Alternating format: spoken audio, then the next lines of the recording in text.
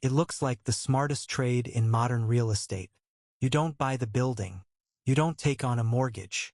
You just rent an apartment, furnish it, and rent it back out by the night for more than you pay. Free money in the spread. That's the pitch. Here's what the pitch leaves out.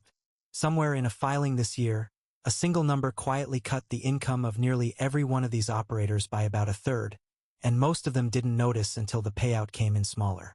You've probably seen the videos.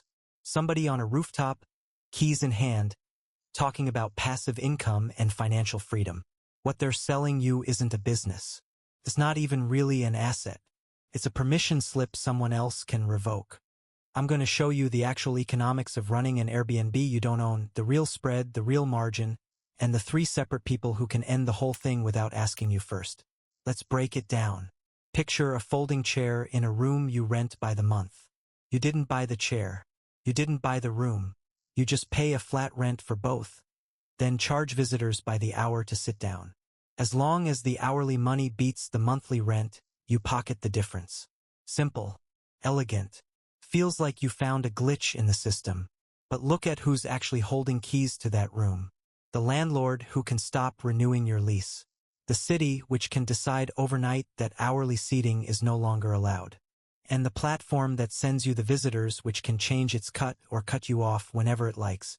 You're not sitting on an asset.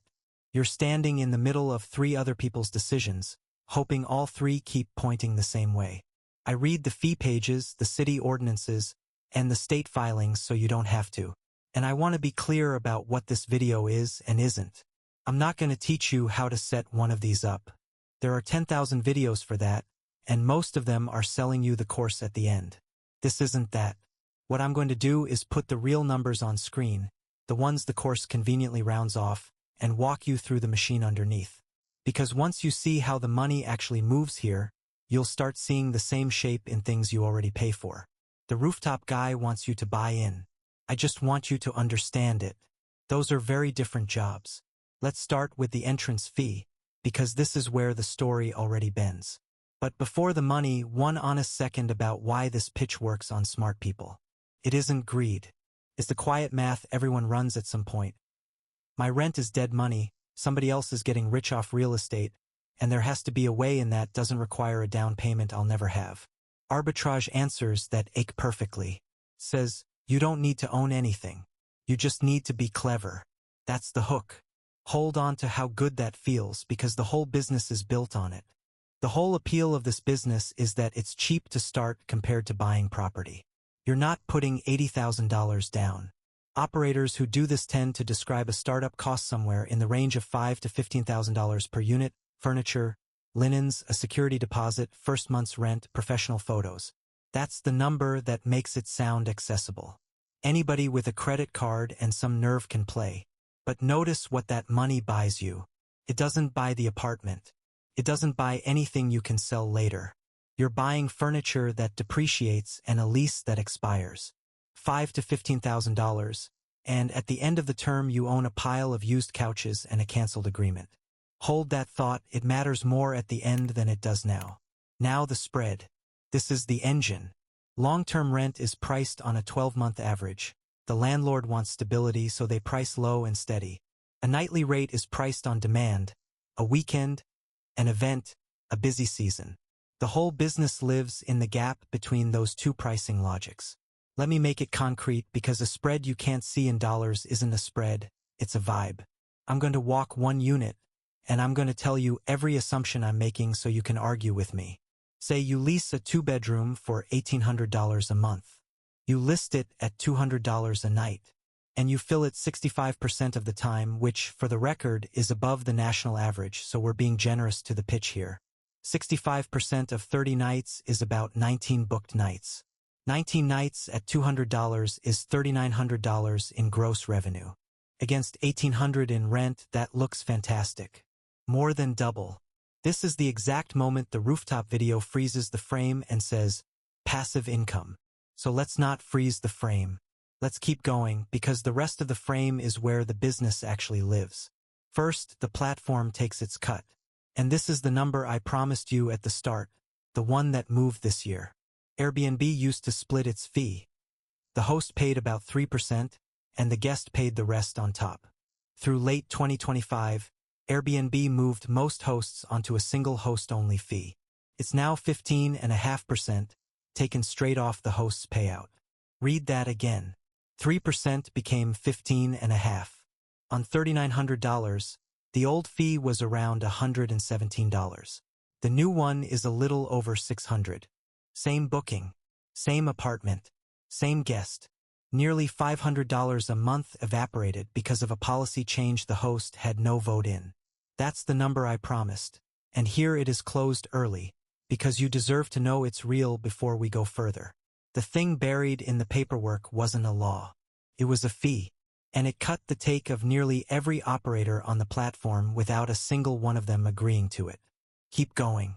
After the 15.5% fee, you're down to about $3,300. Now the turnovers.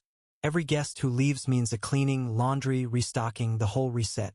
Call it $80 a turnover, and with an average stay around 3 nights, that's roughly 6 turnovers a month. Around $500 in cleaning. Then utilities and supplies the landlord isn't covering. Call it another $150. Now subtract the rent. $1,800, due whether or not a single guest ever books. What's left? A little over $800. Call it $825. $800 a month. On one unit. After you've done the cleaning coordination, the guest messaging, the pricing adjustments, the maintenance calls, and the 5-star performance the whole thing depends on. That's not nothing, but it is a job. A demanding, hands-on, 7-day-a-week hospitality job, dressed up in the language of passive income. And I want to sit on that word for a second, because passive is doing an enormous amount of lying here. Passive income means the money arrives whether or not you show up. This is the opposite. Miss the messages and your rating drops. Skip a turnover and the next guest posts photos. Let the pricing go stale during an event weekend, and you leave the only real margin you had on the table. The income isn't passive, it's a full-time attention tax you pay to keep a rating alive. The moment you stop performing, the machine stops paying. That's not an investment. That's a shift. And that $800 assumes everything goes right. Operators in this space have a rule of thumb. Your monthly booking revenue needs to be at least 3 times your rent for the math to have any breathing room. In our example, $3,900 against $1,800 is barely a 2-to-1 ratio. By the industry's own standard, that unit is already thin. One slow month, a stretch of empty nights while the rent still comes due, and the whole month goes negative. You're not collecting a spread anymore. You're subsidizing a stranger's vacation home that you don't even own. And here's the part that reframes the whole calculation. Run that same unit under the old 3% fee, and the profit was over $1,300. The fee change alone, one line item decided in a corporate office, erased more than a third of the take. The operator did nothing wrong, worked no less, made no mistake. The machine just quietly rebalanced in its own favor. That's the part the course never updates. The margins they show you are frozen in a version of the platform that no longer exists. It's not an asset. It's a permission slip someone else can revoke, and the platform just revoked a third of it. One more thing before we go up a level. The legal version of this business, the one that actually follows every rule, has almost nothing in common with the version sold in the courses. We'll get to why. But first, we have to talk about the 3 people holding keys. The fee is the part of the machine that Airbnb controls. The scarier part is the 2 players who can end the business entirely, not shrink it, end it. Start with the city. This is the key almost nobody in the pitch mentions, and it's the one that turns a business into a liability overnight. Look at what happened in New York. In 2022, the city passed Local Law 18, a registration system for short-term rentals. To legally rent a place for under 30 nights, you now have to register with the city, you have to actually live there, and you can host a maximum of 2 guests at a time. Whole apartment, host absent rentals, which is the entire model we've been describing, became functionally illegal. The result was not gradual.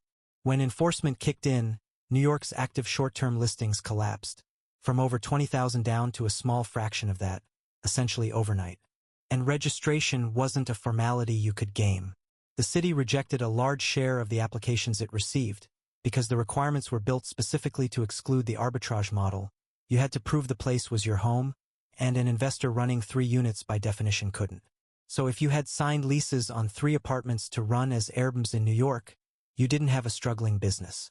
You had 3 leases, a pile of furniture, and no legal way to earn $1 from any of it. The rent didn't stop. Only the income did. And the reason the city did this isn't a mystery. Those apartments are housing, and everyone pulled off the long-term market is one a resident can't live in. The math that made you money was the exact math the city decided to shut down. Now, a lot of operators heard that and said, fine, I'll just work in a city that hasn't cracked down. And for a while, that worked because the cities that had rules often couldn't enforce them. They didn't know which apartments were operating. That was the loophole. Operate quietly, and the rulebook on paper didn't matter. That loophole closed this year. Here's the part the rooftop guy definitely didn't tell you. As of the start of 2026, California passed a law, Senate Bill 346, that forces the platforms themselves to hand your data directly to the city. Every month, Airbnb and the others now report the host's name, the property address, the number of nights booked, and the registration status straight to local officials. The city no longer has to go looking for illegal listings. The platform delivers them monthly in a spreadsheet. In Los Angeles, where you can only legally short-term rent your own primary residence, the place you actually live at least 6 months a year, and only for 120 nights a year when you're not there, that data feed is a guillotine. The fine for operating outside the rules runs just over $2,000 a day. Not per violation, per day. And here's what the data sharing law changed. The city used to run on an honor system because it couldn't see inside the platforms. Now every booking is reported, every night is counted, and a violation is detected in days instead of months. The apartment that made you money on Monday can be a $2,000 a day liability by Friday, and you'll never see the person who flipped the switch. This is the reveal I promised at the beginning, and here's the full weight of it. The number that decides whether this business lives or dies was never in your spreadsheet. It's not the nightly rate. It's not the occupancy. It's a line in a municipal code and a state data sharing law, written by people who have never seen your unit and owe you nothing. You can optimize your listing photos all you want. You can B test your pricing until 3 in the morning. It's a very impressive way to rearrange the furniture on a business the city can switch off from a laptop. And I've only named 2 of the 3 keys. The third is the quietest. The landlord. Your entire business sits on a lease and a lease ends. The owner can decline to renew for any reason or no reason. They can sell the building to someone who wants nothing to do with short-term guests. The day that lease ends, your furniture is homeless and your listings are dead. And unlike the city and the platform, the landlord doesn't even need a law or a policy change. They just need to not sign again. 3 keys. The platform, the city, the landlord. You hold none of them. And this is exactly the wall a real operator can hit. 2 letters, one from a corporation and one from a city, arriving in the same season. Let me tell you how that actually plays out, start to finish. His name doesn't matter because there are thousands of him. Late 20s, a decent day job, and a very specific itch. The feeling that everyone else had found a shortcut and he was the only one still trading time for money the boring way. The pitch found him where these pitches always find people, on his phone at night in a moment of quiet dissatisfaction. Rent an apartment. Furnish it. List it. Keep the spread. The man in the video had over 100 units. If he could scale to 100, surely 3 was nothing. So he ran the math, and the math worked on the version of the platform that existed that year. 3,000 something in monthly revenue per unit, 1,800 in rent, a clean spread in the middle. He signed the first lease in the spring. He was careful. He got the landlord to agree in writing. He bought the furniture, paid for the photos, learned the pricing tools. Within a few months, the first unit was cash flowing, and the feeling was intoxicating because it felt like proof. Proof that he'd been right, that the shortcut was real, that he'd finally stepped off the boring path. So he signed the second lease. Then the third. 3 apartments, 3 sets of furniture, 3 listings, all humming. On paper, he was running a small hospitality company. In his own head, he'd made it.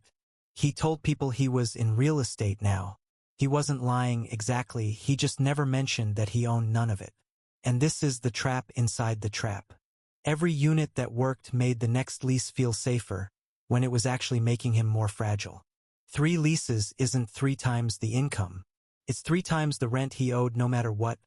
3 separate landlords who could each decline to renew, and 3 addresses that would all show up on the same city report the day the rules tightened. He thought he was diversifying. He was concentrating his exposure and calling it growth. Then the season turned. The first letter came from the platform. Not really a letter, just a change buried in an update. His fee structure moved to 15.5%. He didn't do the math right away. Most people don't. But the payouts came in lighter and lighter again, and when he finally sat down with a calculator, he found that roughly a third of his profit on every unit had simply stopped existing. Nothing to appeal. Nothing to negotiate. A number in a corporate policy had rewritten his income. He was still telling himself he could absorb it. Raise the nightly rate, tighten the cleaning costs, push occupancy. That's when the second letter came. This one was from the city. His state had joined the data-sharing wave. The platform had handed over his addresses, automatically, the way the new law required. And the city had cross-referenced them against its registration list and found 3 units that weren't registered, couldn't be registered, because registration required the units to be his primary residence. And a person cannot primarily reside in 3 apartments at once. The whole model depended on that impossibility. The notice referenced fines that accrued by the day. And here's the resolution, the part that should stay with you. He didn't lose a competition. He didn't get out-hustled by a sharper operator. He was left holding exactly what the entrance fee actually buys. 3 leases he was still legally bound to pay, 3 apartments full of furniture he couldn't legally monetize, and no asset to sell his way out of.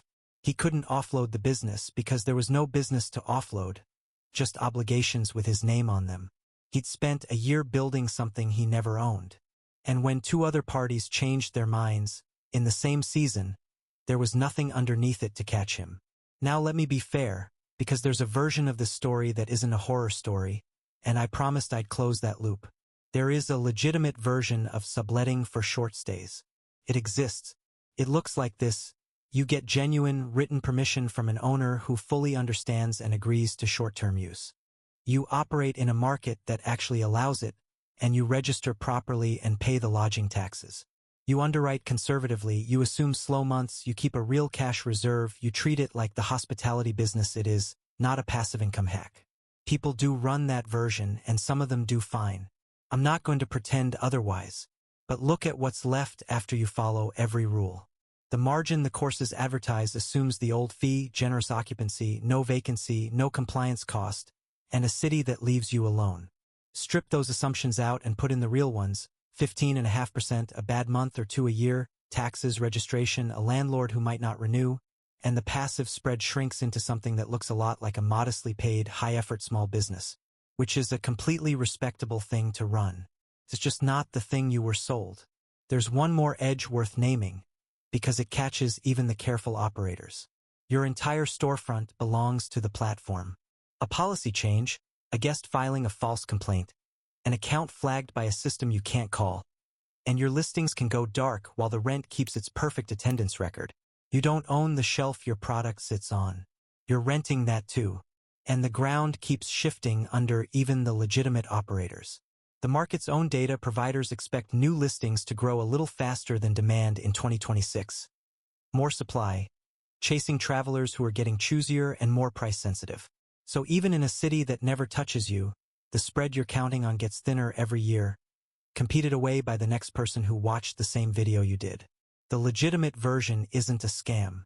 It's just a job with 3 landlords, a property owner, a city, and a platform, and all 3 of them are allowed to change the terms. So here's where I turn this around on you, because this was never really a video about buying an Airbnb. Almost none of you watching are going to go sign 3 leases. That's fine. The reason this matters to you is the shape of the thing, because you're already living inside this exact structure. You're just standing on the other side of it. Think about what the operator actually was. A person whose entire income depended on terms set by parties he didn't control, who could change those terms without asking, and who owed him nothing. A platform that adjusts its cut. A landlord who owns the thing you're standing on. A rulebook written somewhere you've never been. Now look at your own week. The app that pays you by the ride or the delivery and quietly changes the rate. The platform where you built an audience that can change what it shows and erase your reach overnight. The subscription that renews itself on terms it updates while you're not looking. The account where your money sits, earning you almost nothing, while it's lent back out at a multiple. In every one of these, you are the arbitrage operator. You've built something real on top of a floor that belongs to someone else, and you're hoping they don't move it. There's a difference between an asset and a permission. An asset is something you hold. A permission is something you're granted, and anything granted can be revoked. So here is the one thing I actually want you to walk away with. Before you pour a year of your life into anything, a side hustle, a platform, a payout, ask the only question that matters. If the other party changed their mind tomorrow, what would I still have? If the answer is nothing I can hold, you don't own a business. You're holding a permission slip, and you should at least know that going in. That's not a reason to never build on someone else's platform. Half the modern economy runs on borrowed ground, and pretending otherwise is its own kind of naive. It's a reason to know which floor is yours and which one is rented. The operator in this story didn't fail because he was lazy or stupid. He failed because he never asked which of the keys he was actually holding. Don't make his mistake. Count the keys first. Let's bring it home. The economics of owning an Airbnb you don't own come down to a single, uncomfortable sentence. You put up real money for furniture you can't resell and a lease you can't escape. You collect a spread the platform can shrink whenever it likes and just did by a third. You operate at the mercy of a city that can switch you off from a laptop, and a state law that now hands them your address every month. And underneath all of it sits a landlord who can simply decline to sign again. $5,000 to $15,000 in. A job's worth of work every week. And at the end, if any one of three parties changes their mind, you're left holding leases and couches. The rooftop videos call it passive income. The spreadsheets call it a business. But strip away the language and look at what you're actually holding when the terms change. It's not an asset. It's a permission slip someone else can revoke. And the strange gift buried in all of this, the reason it was worth your time even if you never touch a lease, is that once you can see the shape, you can't unsee it. You'll spot it in the app, in the platform, in the account, in the subscription. You'll start asking quietly about everything you build. Is this mine? Or am I just borrowing the floor? Ask it early. Ask it often. And count the keys before you sign, not after. A max. Now you know how the machine actually works. Go build something you can actually hold.